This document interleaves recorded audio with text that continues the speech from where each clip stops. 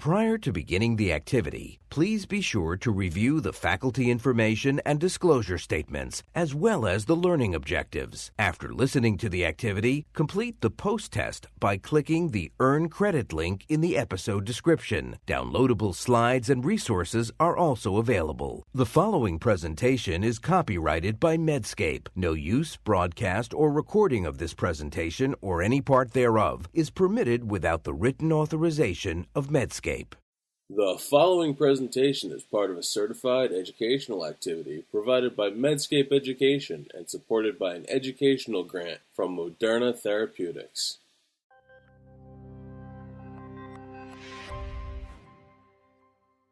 Well, hello, everybody. I'm Dr. Greg Poland, Professor of Medicine and Infectious Diseases at the Mayo Clinic and Director of the Mayo Vaccine Research Group and Editor-in-Chief of the journal Vaccine.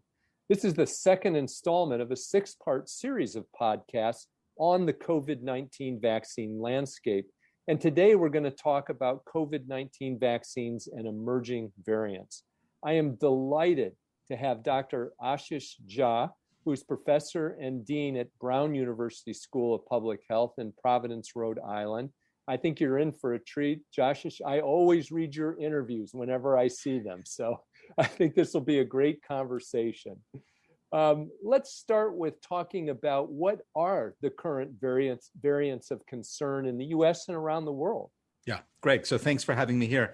There are several, and the one that is sort of most prominent, certainly the most common in the United States, is B117, first detected in Kent in the UK late last year.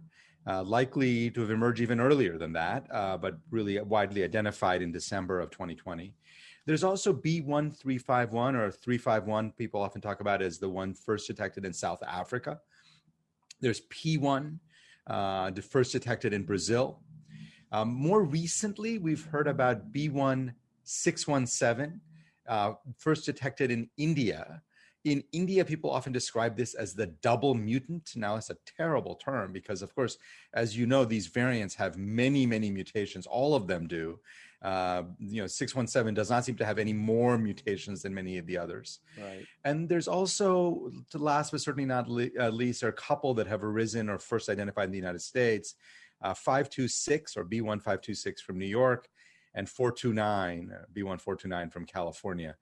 So there's a lot of numbers to remember, but several key ones there. Yeah, we're going to get into a little bit later some of that detail. But when we talk about these viral variants, what to you are the concerns around those? How should we think about those, and how should clinicians think about that?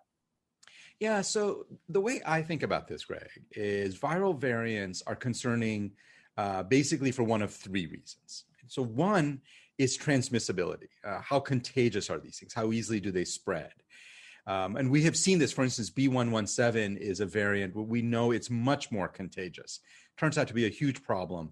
So contagiousness, transmissibility, ease of spread, that's one.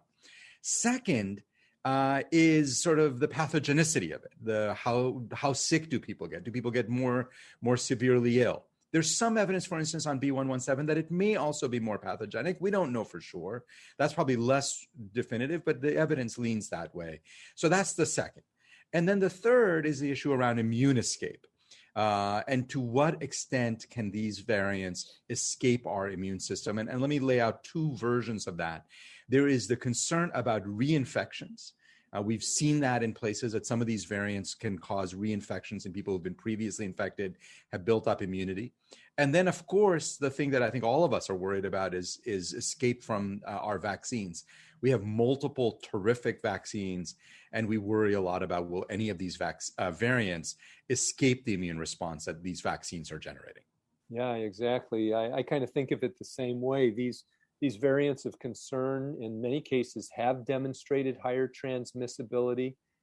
Like you, I wonder about a leaning toward enhanced virulence. After all, let's just take B117. You often see viral loads that are fourfold higher than what we saw with the D to G614 strain. Yeah. Reinfection frequency, which you mentioned. And I think, as we'll get into, some immune evasion to the action of antibodies in unvaccinated individuals, some of which can actually draw out the pandemic as you make the virus more transmissible through the population. What we don't know is whether these actually influence the pathophysiology that we see. Are they different? Is the amount of end organ damage different among these variants? And I think that's all, as you said, information and research yet to come. I think a question that is often on people's mind as they see more and more headlines about this is, what's driving the emergence of these variants?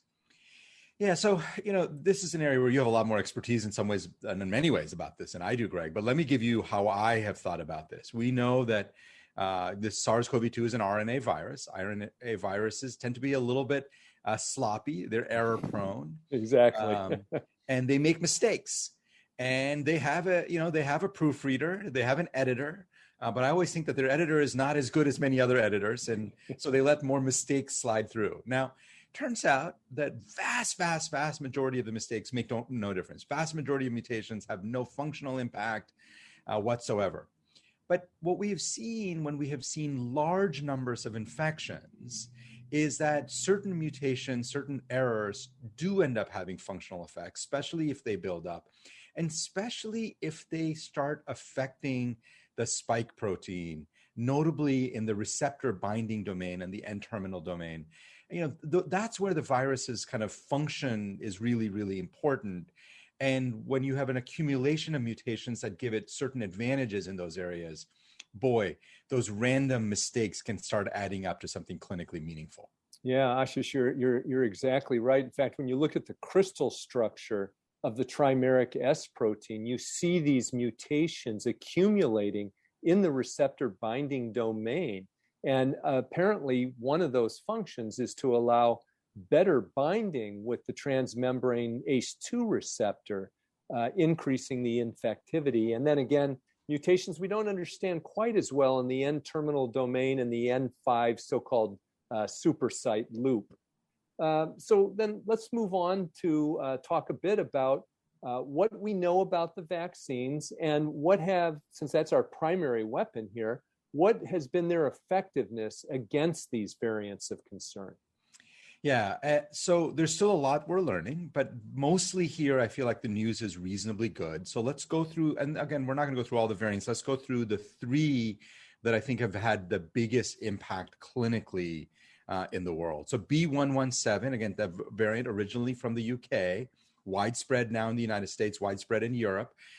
The really good news about this variant, as infectious as it is that our vaccines seem to hold up really, really well. The data from the Pfizer-BioNTech vaccine, Moderna, J&J, AstraZeneca, all four of those vaccines being used in the US or in Europe, you get very, very high levels of efficacy, essentially identical efficacy. Yes.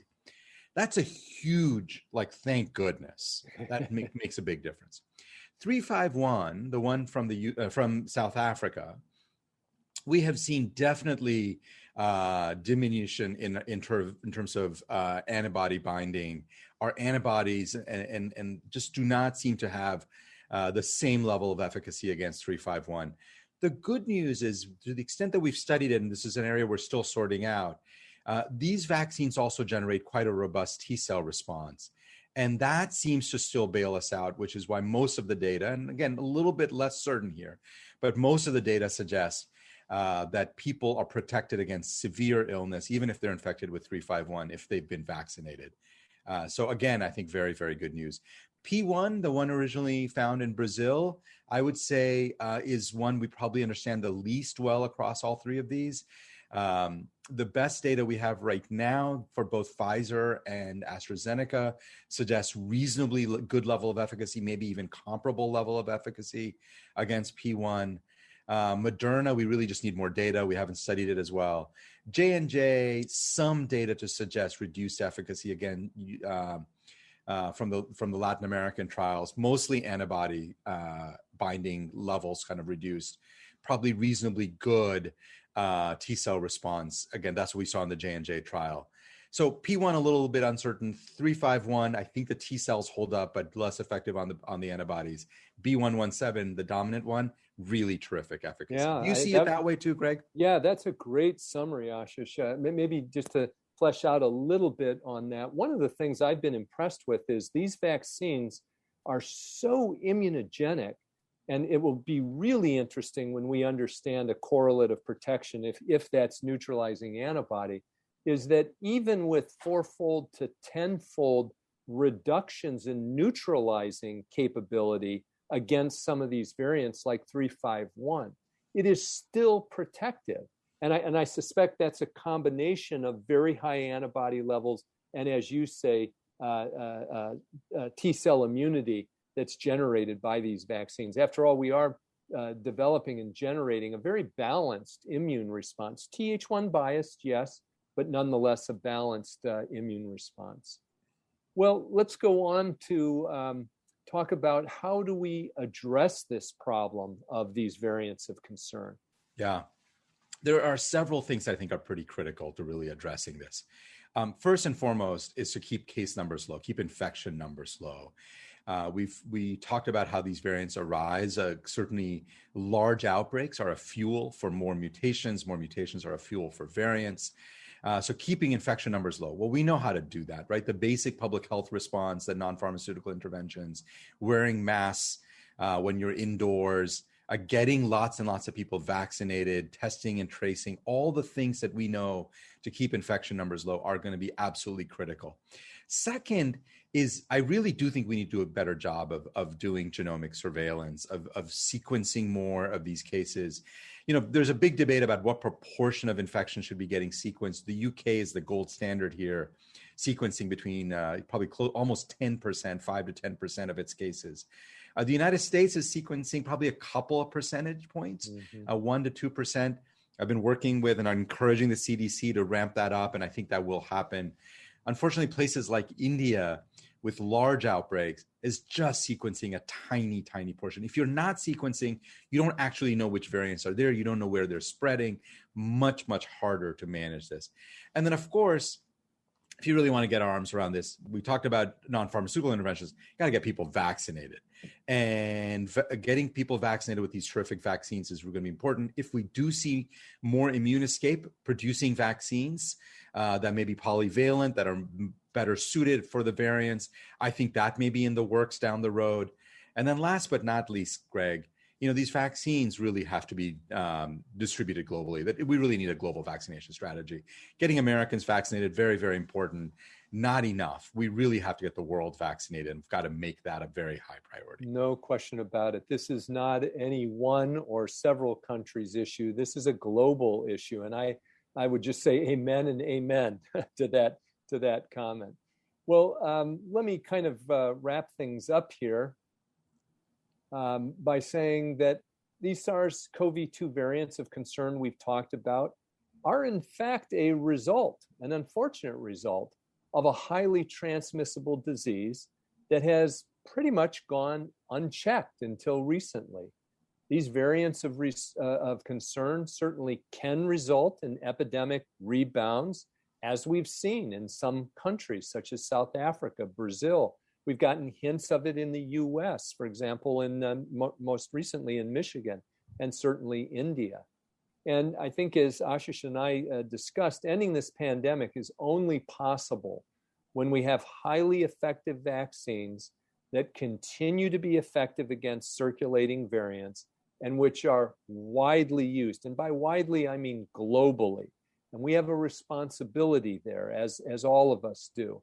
And finally, we may need to develop new vaccines to control new variants. It's not clear that that will be the case yet, but I think that the manufacturers are very responsibly beginning the development of those vaccines and the early clinical phase testing of those new variant vaccines in the event that it becomes necessary.